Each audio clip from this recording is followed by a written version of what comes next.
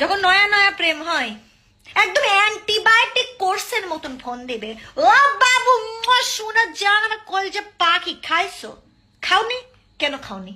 তোমার না শরীর খারাপ করবে? এর মানে যত ধরনের কেয়ার, যত ধরনের কেয়ার সব মানে তুমি মনে করবে এ তো আল্লাহ মানুষের সাথে প্রেম করছে, এটা তো একটা সাক্ষাৎ ফেরেস্তা। এরা এত খোঁজ নেবে, এত ভালোবাসবে, উল্টা ফেলা দেবে ভালোবাসে।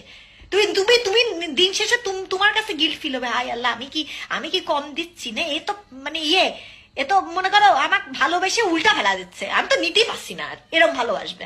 তারপরে আসবে তুমি বিয়ের কথাতে। আচ্ছা শোনো, আমাকে না বাসা থেকে একটু প্রেশার দিচ্ছে, বাসা থেকে ছেলে টেলে দেখতেছে, আমি কি তোমার কথা বলবো? বাসায় জানানো দরকার।